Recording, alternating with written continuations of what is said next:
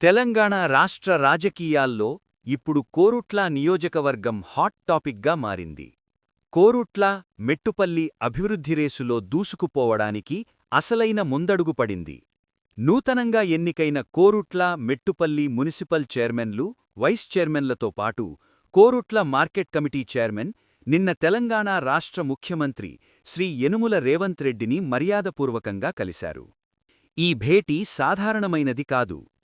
Korutla Congress incharge Shri Juvvadi నర్సింగ్రావ్ వ్యూహాత్మక నేతృత్వంలో రాష్ట్ర మంత్రివర్యులు అడ్లూరి లక్ష్మణ్ కుమార్ సమక్షంలో ఈ సమావేశం అత్యంత ఉత్సాహభరిత వాతావరణంలో జరిగింది. కొత్తగా బాధ్యతలు చేపట్టిన నాయకులకు సీఎం రేవంత్ రెడ్డి దిశానిర్దేశం చేసినట్లు తెలుస్తోంది. జువ్వాడి నర్సింగ్రావు చొరవతో రాబోయే రోజుల్లో కోరుట్ల, మెట్టుపల్లి ప్రాంతాల్లో పెండింగ్లో ఉన్న పనులకు స్పీడ్ బ్రేకర్లు తొలగిపోనున్నాయి. నియోజకవర్గ అభివృద్ధికి ముఖ్యమంత్రి వైపు నుంచి గ్రీన్ సిగ్నల్ రావడం స్థానిక ప్రజల్లో భారీ ఆశలు రేకెత్తిస్తోంది. మార్కెట్ కమిటీ ద్వారా రైతులకు, మునిసిపాలిటీల ద్వారా పట్టణ ప్రజలకు రానున్న రోజుల్లో మరింత మెరుగైన పాలన అందనుంది.